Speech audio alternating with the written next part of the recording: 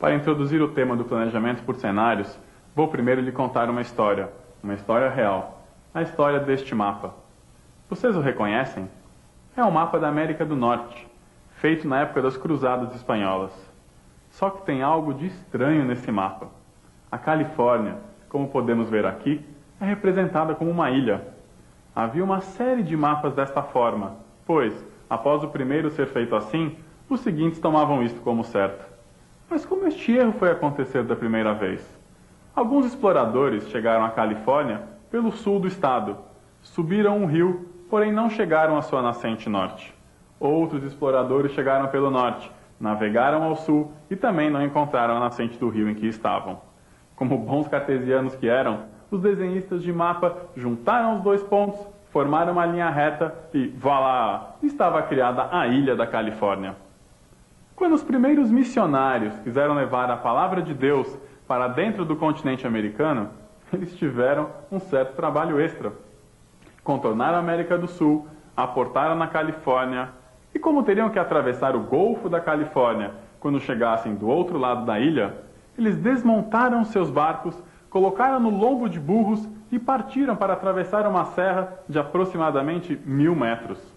Depois da serra, encontraram a maior praia que já tinham visto. Na verdade, apenas um deserto. Escalaram a serra de volta, remontavam os seus barcos e voltaram para a Espanha e Portugal, dizendo que não havia nenhum Golfo da Califórnia. O que os desenhistas de mapa responderam? Os mapas estão certos. Vocês é que devem ter estado no lugar errado. Depois dos primeiros missionários atestarem que a Califórnia não era uma ilha, levou quase 50 anos para que os mapas fossem mudados. Isso só porque um deles finalmente chegou num posto tão alto na igreja que pôde pedir diretamente ao rei da Espanha, que teve que fazer uma lei. Não se fazem mais mapas mostrando a Califórnia como uma ilha. Qual é a moral desta história para os líderes das organizações atuais, públicas ou privadas, grandes ou pequenas? Primeiro, se você tem os fatos errados, você constrói um mapa errado. Segundo, que se o seu mapa está errado, você fará coisas erradas, como escalar uma serra carregando barcos. E terceiro, não menos importante, é muito difícil mudar os nossos mapas. E vocês sabem qual é um dos mapas mais importantes e influentes em qualquer organização? O mapa do futuro. Toda organização tem, ou deveria ter, o seu mapa sobre o futuro. Hoje enfrentamos as decisões de entrar ou não num novo mercado, expandir, manter ou retrair as nossas operações, aumentar, manter ou diminuir a equipe de trabalho. Nós tomamos essas decisões hoje, porém, quando saberemos se foram as decisões certas ou erradas? Somente no futuro. E por quê? Porque muitas das consequências dessas decisões de hoje só vão acontecer lá, no futuro. O nosso mapa sobre o futuro, muitas vezes, é recheado de algumas dúvidas e várias certezas. Eu sei que o PIB brasileiro aumentará. Eu sei que este concorrente não entrará neste mercado. Eu sei quem vai ganhar as próximas eleições. Infelizmente, porém, muitas das nossas certezas sobre o futuro são ilusórias. A história nos mostra vários exemplos de empresas que confiaram demais nas suas certezas. Como a gravadora inglesa, que rejeitou a fita demo de uma banda nova por saber que o público não iria gostar do som daquela guitarra. Jogou no lixo a chance de lançar os Beatles. Ou a IBM, que no início da década de 80 não se importou com o mercado de PCs, pois estimava uma demanda total de apenas 295 mil unidades para a década, quando a demanda real foi de 25 milhões. Isso nos coloca em um dilema. Por um lado, precisamos pensar sobre o futuro, pois o sucesso das decisões mais importantes de qualquer organização depende dele. Por outro lado, o futuro é imprevisível, incerto. O que fazer? Ficar parado, esperando as coisas se resolverem, para daí então tomar nossas decisões? Não é possível. O planejamento por cenários é a solução para este dilema. Cenários são uma ferramenta para ordenar a nossa percepção sobre os ambientes futuros, alternativos, onde as consequências das nossas decisões estratégicas de hoje vão acontecer. Cenários nos ajudam a colher os fatos certos para construirmos bons mapas sobre o futuro. Mais do que isso, cenários abrem os nossos olhos para as incertezas, permitindo que os nossos mapas evoluam ao longo do tempo. Apresentarei a seguir as principais características do planejamento por cenários, citando vários exemplos práticos e a metodologia sobre como você pode desenvolver cenários para o seu futuro. Como vocês verão, planejar por cenários é importante para todas as organizações, de todos os tamanhos e de todos os setores da economia. Planejar por cenários é, em primeiro lugar, pensar de fora para dentro. O que isso significa? Dentro da sua organização, você tem grande influência sobre o que acontece. Agora, fora da sua organização, digamos, no seu setor, você tem uma influência menor. Crescimento do mercado, comportamento dos clientes, da concorrência, dos fornecedores, muitas coisas acontecem sem a menor intervenção da sua organização.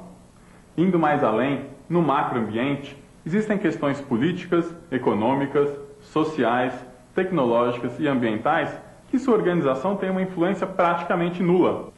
Planejar por cenários é reconhecer os elementos externos da sua organização que muito influenciam seu futuro. Elementos sobre os quais sua organização tem pouca ou nenhuma influência. Cenários não são predições sobre o futuro, mas sim hipóteses. Hipóteses que nos levam à reflexão e à ação. Planejar por cenários significa se perguntar: e se isso acontecer, o que eu deveria fazer? No início dos anos 80, a equipe de cenários da Shell descobriu que era plausível pensar que o comunismo poderia um dia acabar. Suas pesquisas mostravam sinais de que a União Soviética não tinha mais a mesma força interna.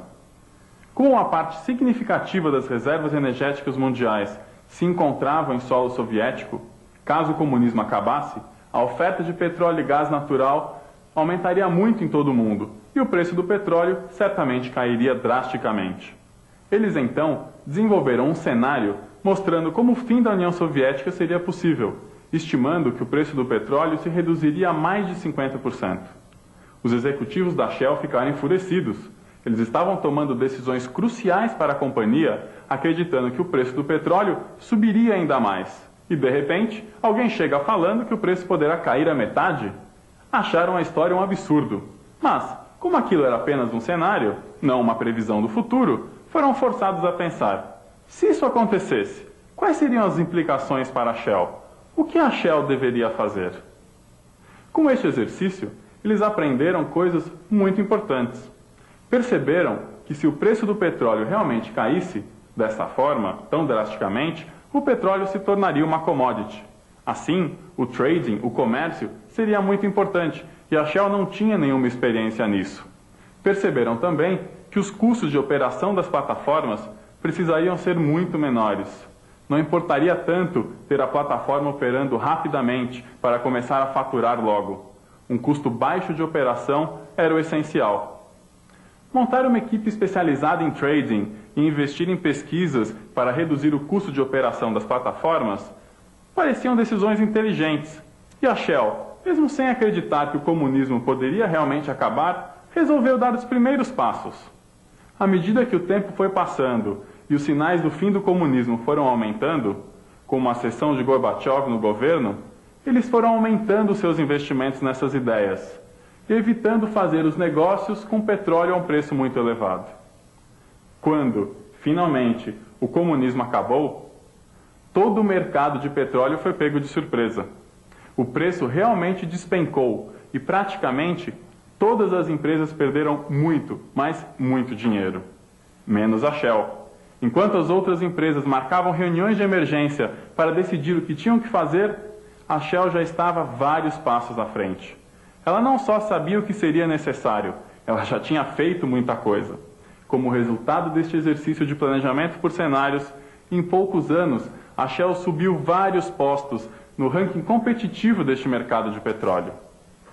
Cenários são hipóteses, não predições. O que importa são as reflexões e as ações que eles provocam. A história da Shell mostrou a importância de se considerar um cenário desafiante para a organização. Porém, o fim do comunismo não foi o único cenário considerado. No planejamento por cenários, devemos sempre considerar vários cenários alternativos e não um único cenário. Veja o exemplo desta empresa automobilística. No início dos anos 80, nos Estados Unidos, ela se perguntou: Qual será o carro de sucesso nos anos 90? São vários os anos entre a concepção e o lançamento de um novo carro. Assim, eles precisavam aprender sobre o futuro para decidir o que fazer.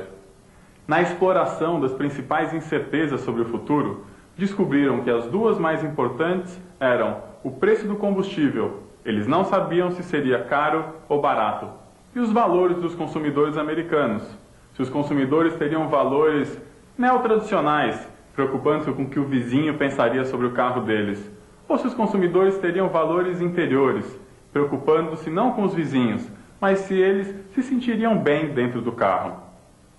Essas duas variáveis, combinadas, geraram 4 cenários, e cada cenário trazia desafios diferentes para a empresa. Em um deles, os consumidores teriam valores interiores e o preço do combustível seria caro. Os carros de sucesso seriam os carros menores.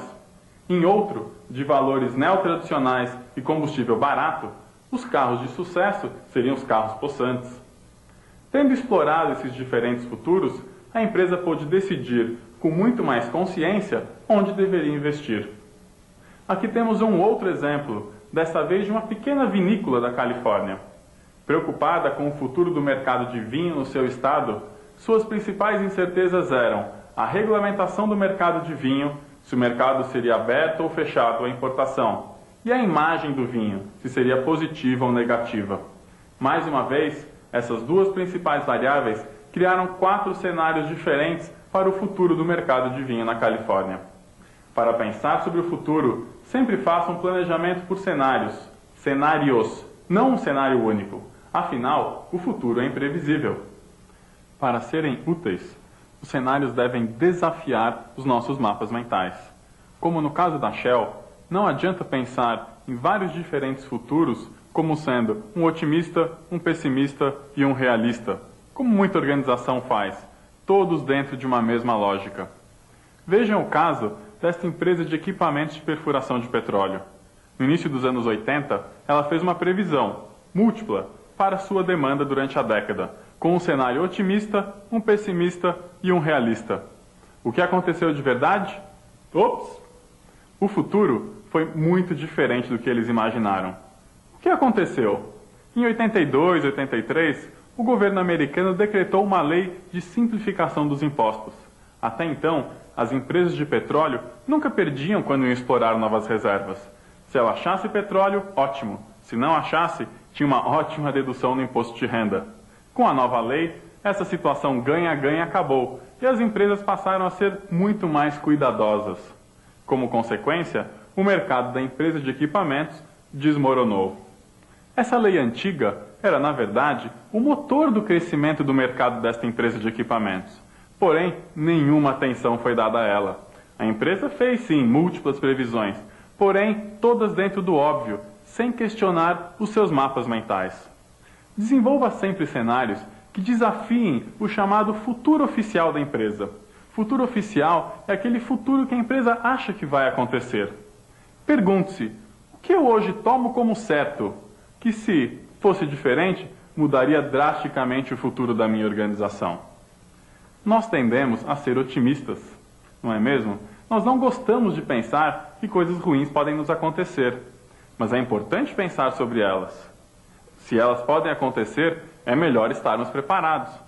Planejar por cenários fará o papel do advogado que, no altar, no momento do seu casamento, chega e lhe pergunta: como é? Já pensou no acordo do divórcio? Cenários devem ser sempre criados para uma necessidade específica. Existem diferentes momentos onde o planejamento por cenários pode ser importante. Eu posso ter uma decisão isolada para tomar, construir ou não uma nova fábrica. Cenários também podem ser úteis no meio do meu processo de planejamento estratégico, ajudando-me a responder uma série de questões. Agora, eu também posso desenvolver cenários simplesmente para aprender mais sobre um produto, uma região, alguma questão importante sobre o meu futuro. Cenários também, muitas vezes, são úteis para ajudar no processo de transformação de toda a organização, pois, com eles, você envolve toda a organização conversando juntas sobre o futuro. E também são vários os assuntos que você pode tratar nos cenários. Você pode fazer cenários para o futuro do seu negócio como um todo, Você pode fazer cenários sobre o futuro de um produto ou de uma categoria de produtos. Ou você pode fazer cenários para o futuro de uma área geográfica, de um mercado onde você atue. Como você pode desenvolver cenários para a sua organização? São 8 os passos da metodologia de construção dos cenários. Primeiro, defina qual é a sua questão central. Qual é a questão que você quer ver respondida através dos cenários? Depois, faça um brainstorming dos chamados fatores chaves, aqueles fatores que estão em volta da empresa, próximo dela, mas que a empresa não influencia e que podem sim influenciar a questão central. Indo mais além, faça um brainstorming sobre as chamadas forças do ambiente, aqueles fatores mais amplos, sociais, econômicos, políticos, que estão mais longe da organização, mas que também influenciam o seu futuro e a questão central. Com o brainstorming feito dos fatores chaves e forças ambientais, é importante fazer a priorização, descobrir quais são realmente as incertezas críticas, os fatores que, ao mesmo tempo, são importantes e incertos em relação à questão central. Feito essa priorização, passamos para a montagem da lógica dos cenários. Normalmente fazemos uma matriz, como aquele exemplo que vocês viram da indústria automobilística ou da empresa de vinho. Através dos 2 elementos principais e das suas incertezas, criamos 4 cenários diferentes. Definida a lógica, o próximo passo é a construção do cenário em si, ou seja, da narrativa. Contar uma história, não uma história sobre como o mundo estará no futuro, mas sim como esses diferentes mundos vão se desenvolver e se desenrolar de hoje até lá. Com essas histórias feitas, podemos passar para a discussão das implicações dessas histórias, desses cenários, para a sua organização. E quais são as opções estratégicas que você tem para lidar com cada um desses futuros. Discutido isso, o último passo é aproveitar os cenários para descobrir quais são os indicadores iniciais, quais são os pequenos elementos que vão lhe dizer se é o cenário 1, 2, 3 ou 4 que vai emergir, que vai se revelar. São vários os benefícios do planejamento por cenários. Em primeiro lugar, ele nos ajuda a mapear as incertezas críticas sobre o nosso futuro. Quando nós vamos tomar uma decisão, nós queremos ter à mão todo o conhecimento que nós podemos ter. Aquilo que nós não conhecemos, nós pesquisamos, vamos a campo, levantamos informações para que tenhamos à mão tudo o que nós podemos ter. Planejar por cenários nos ajuda a descobrir aquilo que nós não conhecemos, que nós não conhecemos. Nos ajuda a descobrir os fatores importantes para a nossa decisão, mas que nós nunca tínhamos pensado antes. O segundo benefício do planejamento por cenários é nos possibilitar a simulação das nossas estratégias atuais. Quando uma empresa projeta um avião, antes de colocá-lo no ar, ela testa o avião num túnel de vento. O que isso significa? Significa testar o avião nas condições ambientais, de pressão, temperatura, o vento, que o avião depois, quando estiver realmente em operação, vai enfrentar. Cenários são um túnel de vento para as nossas estratégias. Por quê? Cenários nos mostram quais são as diferentes condições que as nossas estratégias de hoje vão ter que enfrentar no futuro. Em terceiro lugar, planejar por cenários nos permite elaborar estratégias resistentes. O que eu quero dizer com isso? As estratégias, fruto dos cenários, serão resistentes a vários dos futuros diferentes que poderão emergir. Você desenvolve cenários e não necessariamente aposta em um. Não, você tem que considerar todos os cenários possíveis e pensar quais são as estratégias que funcionarão nos diferentes cenários, não importa o que aconteça. O planejamento por cenários nos permite também preparar estratégias contingenciais. Além da estratégia que vamos adotar naquele momento, cenários nos mostra o que deveríamos fazer caso esse ou aquele futuro se revele, aconteça de maneira diferente da que imaginamos. Como no caso da Shell, que tinha no bolso já preparado o que ela deveria fazer caso o comunismo acabasse. Enxergar melhor o futuro emergindo é outro benefício do planejamento por cenários. Se acreditamos que o futuro será de um jeito só, nós só perceberemos sinais que mostrem aquele futuro. Se imaginamos o futuro como um campo de diferentes possibilidades, nós enxergaremos pequenos sinais de cada um desses cenários que mostram o futuro aparecendo. Nós abriremos a nossa cabeça, abriremos os nossos olhos para perceber o futuro que se revela. Por último, não menos importante, o planejamento por cenários permite a existência de uma conversação estratégica por toda a organização. Cenários são uma excelente maneira de envolver todos na sua empresa, na conversação estratégica, na conversação sobre o seu futuro. Esteja atento aos seus mapas mentais sobre o futuro. Questione-os. O futuro pode ser diferente daquilo que você gostaria. Pergunte-se, e se isso acontecer? E se aquilo acontecer? Prepare-se para vários futuros, não para um só. Esteja atento para o futuro que se revela. Preste atenção aos pequenos sinais que lhe mostrarão grandes mudanças.